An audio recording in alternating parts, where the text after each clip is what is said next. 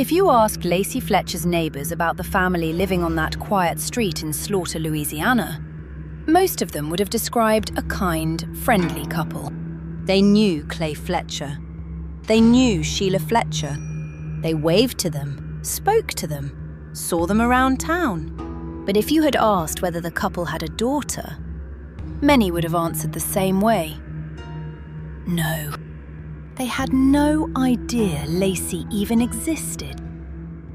Tonight, we're going to talk about one of the most heartbreaking neglect cases in recent American history. A story that isn't frightening because of a stranger or a serial killer, but because it happened quietly, inside an ordinary home, over the course of many years. Welcome to the podcast, You Can't Unhear. Lacey Fletcher was born on November 25th, 1985 in Louisiana. As a child, she attended a small private school where teachers remembered her as gentle, polite, and friendly. She enjoyed spending time with classmates, and despite being diagnosed with Asperger's syndrome, people who knew her described her as kind-hearted and eager to connect with others. Like many children with autism spectrum conditions, Lacey sometimes struggled socially. Crowded environments made her anxious, and communication didn't always come easily. But during her early teenage years, she still attended school, interacted with classmates, and lived what many considered a relatively ordinary life. Everything began changing around the year 2000. When Lacey's school closed, her parents decided to homeschool her instead of enrolling her somewhere else. From that point forward, she gradually became more isolated. Friends stopped seeing her. Teachers no longer had contact with her. As the years passed, Lacey quietly disappeared from public life. Her parents later told investigators that Lacey developed increasingly severe anxiety. They claimed she became afraid of leaving the house and eventually refused to leave the living room. According to them, even standing or walking became something she resisted. In 2010, they brought her to a physician after noticing significant changes in her behavior. Medical records indicate the doctor recommended additional treatment and specialized care. But there is no evidence those recommendations were ever followed. Years passed. Neighbors continued seeing Clay and Sheila around town. They attended church, worked, maintained friendly conversations. Life outside the house appeared completely ordinary. Inside, something very different was happening. On January 3rd, 2022, Sheila Fletcher called 911. She told dispatchers that her daughter wasn't breathing. Paramedics and police officers arrived expecting a medical emergency. Instead, they stepped into a scene that many investigators later described as unlike anything they had encountered before. The smell inside the house was overwhelming.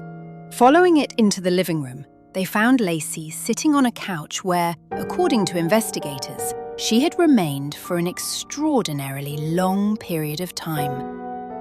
The medical examiner later concluded that Lacey had died from complications caused by severe, chronic neglect, prolonged immobility, malnutrition, and overwhelming infection.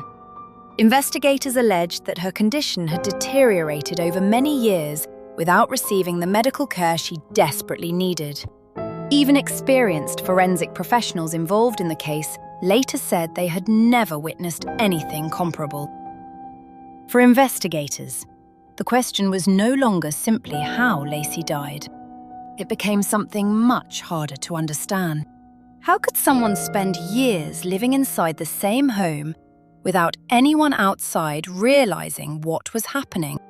As detectives began interviewing family members, neighbors, and medical professionals, a picture slowly emerged. One that would ultimately lead prosecutors to accuse Lacey's own parents of criminal neglect. As investigators began documenting the house, they quickly realized they weren't looking at a recent tragedy. Everything suggested this had been unfolding for years. The living room had become the center of Lacey's entire world. According to investigators, she had spent an extraordinarily long period of time on the same couch. The furniture itself showed clear signs that it had not simply been used. It had become part of her daily existence. Experienced officers who had worked violent crimes, accidents, and unattended deaths later admitted they had never encountered anything quite like it.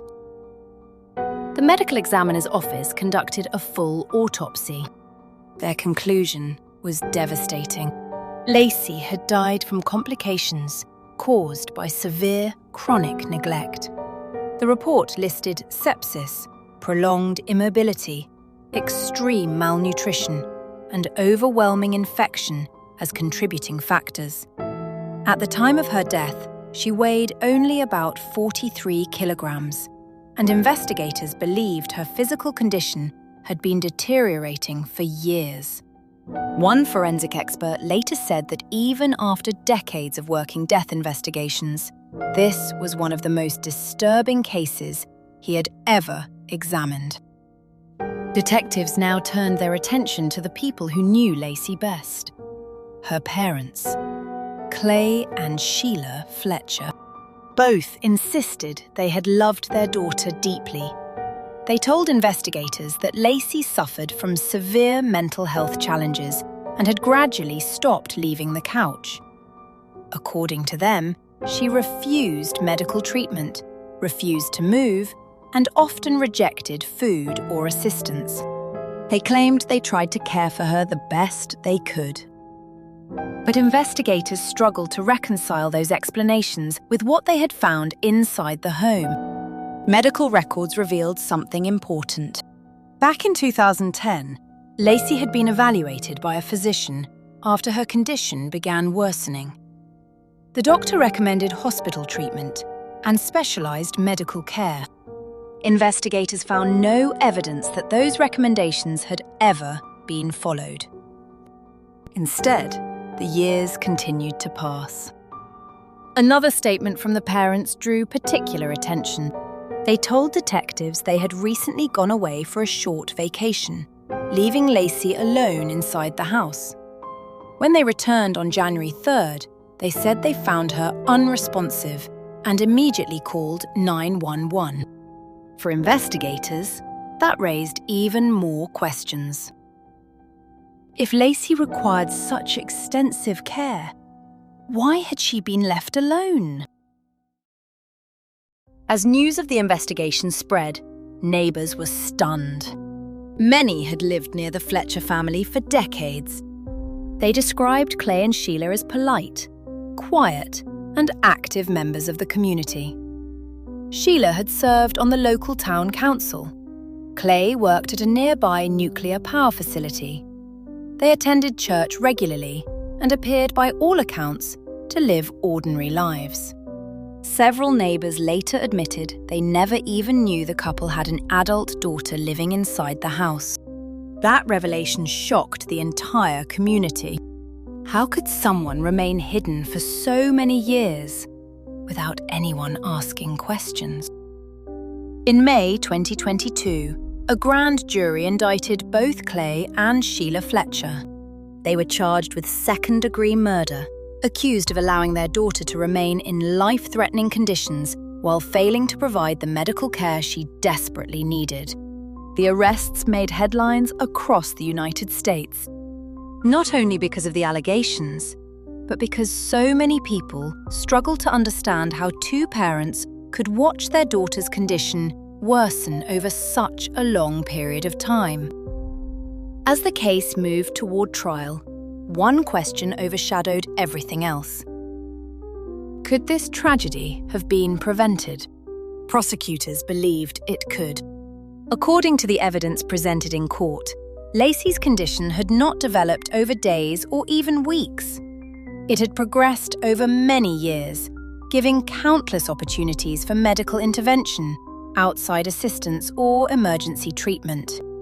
Those opportunities, they argued, were never taken. Clay and Sheila Fletcher maintained that they had loved their daughter and never intended for her to die. Through their attorneys, they argued that Lacey suffered from severe mental health challenges and refused to leave the couch or accept help. They insisted they continued bringing her food and caring for her as best they could. The prosecution saw it differently. They argued that regardless of Lacey's condition, she depended entirely on the two people responsible for her care, and that responsibility could not simply be ignored. As the trial approached, medical experts described how prolonged immobility can gradually affect every part of the human body. Without proper treatment, muscles weaken. The immune system declines. Small medical problems become life-threatening. In Lacey's case, prosecutors argued that the progression had been slow enough that intervention remained possible for years. That became one of the central arguments in court. In 2024, prosecutors and the defense reached a plea agreement. The original second-degree murder charges were reduced. Clay and Sheila Fletcher pleaded no contest to negligent homicide. The court accepted the plea. During sentencing, the judge acknowledged the heartbreaking nature of the case and the suffering Lacey had endured. Both parents were sentenced to 40 years in prison, with 20 years suspended, meaning each would serve 20 years behind bars. For the legal system, the case was over. For many people, it never truly ended. The photographs from inside the house were never widely released to the public. Investigators deliberately limited what they shared, believing the details spoke for themselves. Even so, the case spread across the country. Not because it involved a famous person, not because it was complicated, but because people struggled to understand how something like this could happen without anyone realizing it. When I first read about Lacey Fletcher's story, I expected it to be another true crime case. Instead, it felt like something entirely different. This wasn't a mystery about identifying a killer.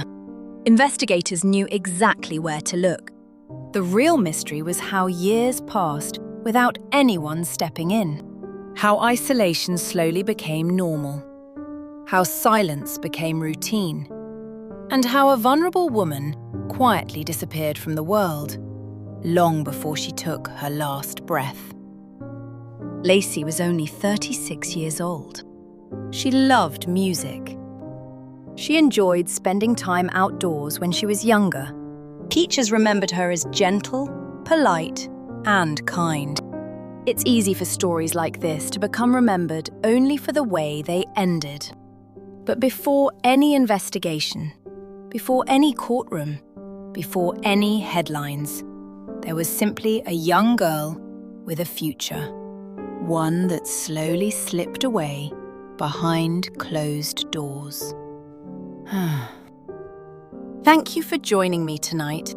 If you enjoyed this episode, don't forget to follow the podcast because every day we uncover another story that blurs the line between crime, psychology, history, and the moments that continue to stay with us long after they're over. Until next time, stay curious, stay kind. I'll see you on the next episode of the podcast You Can't Unhear.